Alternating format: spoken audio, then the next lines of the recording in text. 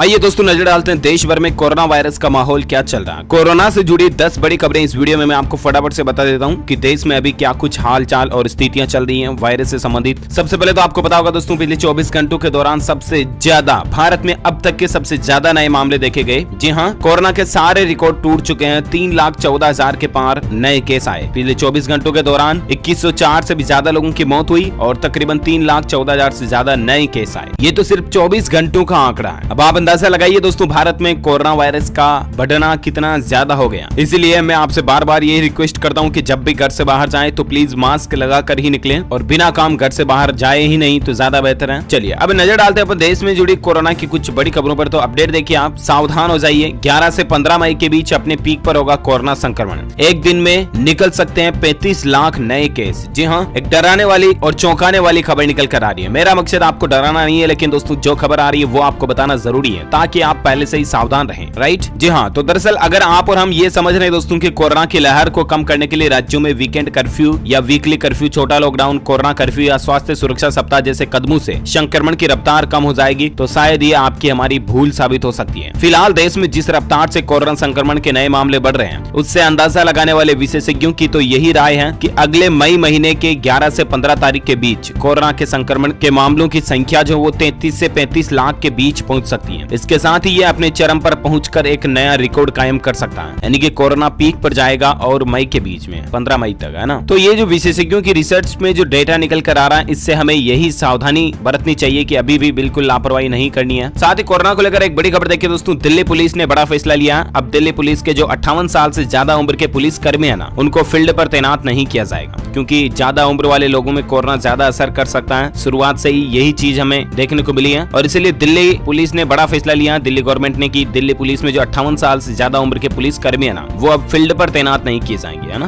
वो दूसरा official work करेंगे। और चलिए दिल्ली को लेकर और एक खबर देखिए दोस्तों, कोरोना से पूर्व मंत्री ए.के. वालिया का निधन हो चुका है। अपोलो अस्पताल में इनका इलाज चल रहा था। दिल्ली कांग्रेस के वरिष्ठ नेता और पूर्व मंत्री ए.के. वालिया भी कोरोना की चपेट में आ गए। 72 साल की उम्र में ए.के. वालिया का दिल्ली के अपोलो हॉस्पिटल में देर रात 1:30 पर निधन हो गया। भगवान इनकी आत्मा को शांति दे, हमारी यही प्रार्थना है। साथ ही अगली खबर देखिए कोरोना पर दोस्तों, अस्पताल से डिस्चार्ज हुए कर्नाटक के सीएम बीएस येदियुरप्पा, शाम को उन्होंने कैबिनेट की बैठक भी बुलाई है। हाल ही में ये कोरोना संक्रमित हुए थे, आपको पता होगा, तो इन्हें अस्पताल से अब छुट्टी मिल चुकी है। ओके, और साथ ही खबर देखिए कोरोना संकट पर सुप्रीम कोर्ट की सख्ती, केंद्र को नोटिस भेजकर 4 मुद्दों पर नेशनल प्लान मांगा। पूछा कि कोरोना के खिलाफ लड़ाई के लिए अब तक क्या क्या तैयारी की गई है। जी हाँ, देश के सर्वोच्च न्यायालय ने, सुप्रीम कोर्ट ने हमारे देश की मोदी सरकार को कोरोना पर कुछ सवाल पूछे हैं। 4 पॉइंट्स पर सवाल पूछे गए हैं कि ऑक्सीजन की सप्लाई कैसी, क्या चल रही, क्या स्टेटस है, जरूरी दवाओं की सप्लाई क्या चल रही है, वैक्सीनेशन का तरीका क्या है और लॉकडाउन लगाने का राज्यों का अधिकार क्या है। चीफ जस्टिस ने इन 4 पॉइंट्स पर सरकार से प्लान मांगा है कि आखिर सरकार की क्या तैयारियां चल रही हैं अभी कोरोना माहौल को लेकर, है ना। हाल ही में आपको पता होगा परसों के रोज ही पीएम मोदी ने देश को संबोधित भी किया था। उस दरमियान भी यही कहा था कि वैक्सीनेशन पर ज्यादा जोर देना है, हमें टीकाकरण पर ज्यादा जोर देना, ना कि पहले की तरह लॉकडाउन पर, है ना। लॉकडाउन को सिर्फ और सिर्फ अंतिम विकल्प के तौर पर ही रखा जाना चाहिए, यही कहना है मोदी सरकार का भी। इसके अलावा गवर्नमेंट की प्लानिंग के मुताबिक 1 मई से 18 साल के ऊपर के सभी लोगों को वैक्सीन लगना भी शुरू हो ही जाएगी। तो ये भी सरकार की अच्छी प्लानिंग चल रही है। और भी देखते हैं सुप्रीम कोर्ट के जवाब में सरकार क्या उत्तर पेश करती है। जो भाई अपडेट आएगा मैं आपको बता दूंगा DLS न्यूज पर। और एक खबर देखिए दोस्तों, उन्नाव, कासगंज, सोनभद्र के एसपी भी कोरोना संक्रमित हुए हैं। स्वस्थ होने तक इन अफसरों को अतिरिक्त प्रभार दिया गया। साथ ही खबर देखिए, युवाओं पर कोरोना संक्रमण की मार ज्यादा देखने को मिल रही है। अलग अलग है लक्षण, एक्सपर्ट की राय आखिर क्या कहती है। तो दरअसल दोस्तों, कोरोना वायरस की जो अभी दूसरी लहर चल रही है ना, ये बुजुर्गों की तुलना में युवाओं और बच्चों को ज्यादा चपेट में ले रही है। एक्सपर्ट बताते हैं कि इस बार संक्रमित युवाओं में अलग अलग सिम्टम्स देखने को मिल रहे हैं, यानी कि लक्षण भी अलग अलग आ रहे हैं। देश और दुनिया भर के लोग कोरोना वायरस की दूसरी लहर से अभी जूझ रहे हैं और कोविड के डबल म्यूटेंट के आने से सभी की चिंताएं भी और बढ़ गई हैं। भारत में हर रोज 2.5 लाख से ज्यादा नए मामले आ रहे हैं। कोविड पीड़ितों की मौतों का सिलसिला भी रुकने का नाम नहीं ले रहा। हाल के दिनों में कोरोना बच्चों और युवाओं को ज्यादा संक्रमित कर रहा। दिन प्रतिदिन संक्रमित युवाओं की संख्या में भी बढ़ोतरी यानी कि इजाफा देखने को मिल रहा है। और इसी बीच दोस्तों, विशेषज्ञों की माने तो इस बार युवा कोविड के अलग अलग लक्षणों का शिकार हो रहे हैं। वैज्ञानिक भी इस अलग अलग वेरिएंट को लेकर खोजबीन में लगे हुए हैं। हाल ही में डायग्नोस्टिक लैब जेनस्ट्रेक्स डायग्नोस्टिक सेंटर के संस्थापक निदेशक डॉक्टर गौरी अग्रवाल ने बताया कि बुजुर्गों की तुलना में इस बार बहुत से युवा कोरोना पॉजिटिव आ रहे हैं और सभी युवाओं में अलग अलग लक्षण भी देखने को मिल रहे हैं, है ना। तो आप भी सावधान रहें, ऐसा ना सोचें कि हम तो यंगस्टर हैं तो हमें कोरोना आएगा नहीं या लेगा नहीं, तो दूसरी लहर कभी भी चपेट में ले सकती है। So please be careful. चलिए साथ ही कोरोना पर खबर देखिए कि शरीर में उथल फुथल मचा दे रहा कोरोना का वायरस। हार्ट अटैक और ब्रेन स्ट्रोक की भी वजह ये कोरोना वायरस बन रहा है। देखिए मतलब ये जो दूसरा कोरोना का जो संक्रमण है ना, कितना ज्यादा खतरनाक है, इस बात का अंदाजा आप यहीं से लगा सकते हैं। कई मरीजों के अंदर शरीर में खून का थक्का बन जा रहा है, खून गाढ़ा हो जा रहा है, क्योंकि संक्रमितों में डी डाइमर प्रोटीन तेजी से बढ़ रहा है, जिससे कि खून का थक्का बन जाता है। खून गाढ़ा होने पर बन रहे थक्के दिल का दौरा पड़ने की वजह भी बन रहे हैं। इससे ब्रेन स्ट्रोक व फेफड़ों में धमनी में अवरोध समेत कई सारी बीमारियां हो रही हैं। गंभीर बात यह दोस्तों की संक्रमितों के साथ ही संक्रमण से उबर चुके लोगों के खून में भी डी डाइमर बढ़ा हुआ मिला है। तो ये कुछ मसला चल रहा है कोरोना वायरस का, मतलब कि अलग अलग मरीजों में किस तरह से ये अलग अलग प्रभावित कर रहा है। तो इससे अच्छा तो यही बेहतर है दोस्तों की कोरोना के चपेट में ना ही आए, पहले से ही सावधानी रखें, राइट। और खबर देखिए आप, डबल म्यूटेंट वेरिएंट के बाद अब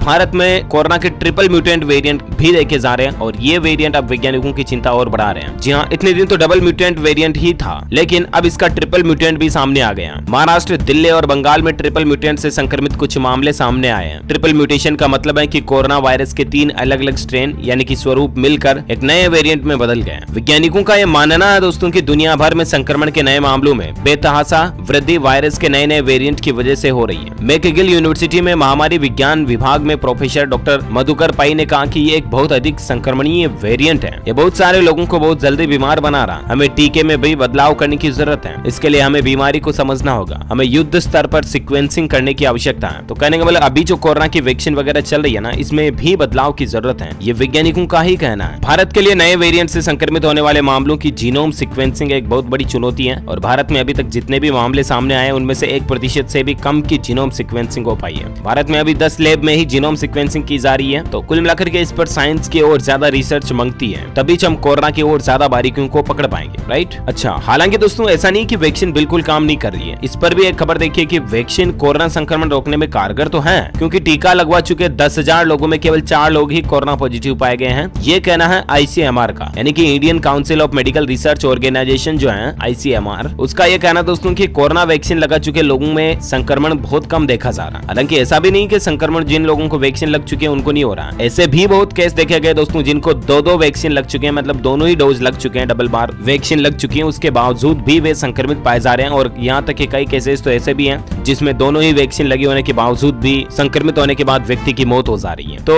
अफवाह तो सब जगह पर देखे जा ही रहे हैं, और कहने का मतलब एटलीस्ट यही है कि वैक्सीन कारगर जरूर कर रही है ना। तो अब 1 मई से जो दोस्तों 18 साल से ऊपर के सभी लोगों के लिए कोरोना वैक्सीनेशन प्रोग्राम शुरू होने जा रहा है, उसमें भी आप वैक्सीन जरूर लगवाएं। आपको बता दूं इस समय देश में अभी कोरोना के लिए कोविशील्ड और कोवैक्सीन का टीका लग रहा है। वैक्सीन के उपयोग पर Indian Council of Medical research के डॉक्टर वीके पॉल ने कहा कि हमारी रिसर्च का डेटा बहुत कम है। भले ही लोगों को संक्रमण हो रहा हो, लेकिन यह हमें कोरोना की गंभीर बीमारी की राह पर नहीं ले जा रहा। हम व्यवस्थित रूप से और डेटा कलेक्ट कर रहे हैं। तो एटलीस्ट कुल मिलाकर के ICMR का ये कहना दोस्तों की वैक्सीन की दूसरी डोज लेने के बाद भी कई लोग कोरोना से संक्रमित जरूर हुए हैं, लेकिन गौर करने वाली बात है कि ऐसे मामले बहुत कम है। भारत बायोटेक की कोवैक्सीन की दूसरी डोज लेने के बाद कोरोना संक्रमित होने के मामले करीब 0.04% है, जबकि सीरम इंस्टीट्यूट के कोविशील्ड की दूसरी डोज लेने के बाद संक्रमित होने के मामले 0.03% ही हैं। तो एटलीस्ट देखा जाए दोस्तों तो डायरेक्टली इनडायरेक्टली वैक्सीन असर तो कर ही रही है। तो आप भी जरूर वैक्सीन में पार्टिसिपेट करें और उन लोगों की सहायता करें जो अकेले वैक्सीन लगवा नहीं सकते हैं, चाहे बड़े बूढ़े उम्र दराज वयस्क लोग हैं या कोई भी है, उनको आप रास्ता दिखाएं, उनकी मदद करें वैक्सीन लगवाने के लिए, ठीक है ना। ओके, तो उम्मीद है ये कोरोना वायरस से संबंधित आज दिन भर की तमाम बड़ी खबरें आपको जरूर जानने मिली होगी। वैसे दोस्तों आप मुझे नीचे कमेंट करके बताओ कि आप कौन से राज्य में रहते हैं, ताकि पर्टिकुलर मैं आपके राज्य के समाचार भी आपके मोबाइल तक पहुंचा दूंगा, ठीक है ना। और बाकी आप इस वीडियो को लाइक जरूर करना और शेयर भी करना अपने दोस्तों के साथ फेसबुक और व्हाट्सएप पर। और एक काम और करना ना यार, इस वीडियो के नीचे आपको एक लाल कलर का बटन दिख रहा होगा, उसको दबा करके इस चैनल को सब्सक्राइब कर लेना, और पास में एक घंटी का बटन मिलेगा, उसको भी दबा देना, जिससे होगा ये कि आपको रोजाना की ताजा खबरें और मुख्य समाचार तुरंत आपके मोबाइल पर मिलते रहेंगे। ओके, और ख्याल रखिएगा आप अपना, खुद का, अपने परिवार का, दोस्तों मित्रों का, सबका। बिना काम घर से बाहर मत जाइएगा, लॉकडाउन लगा, पुलिस डंडे मारेगी, फिर मुझे मत कहना, मेरा तो चेताना आपको फर्ज है, इसलिए मैंने कह दिया। और बाकी मिलेंगे अगले नेक्स्ट अपडेट में, तब तक के लिए thank you, take care, goodbye, जय हिंद, जय भारत, वंदे मातरम।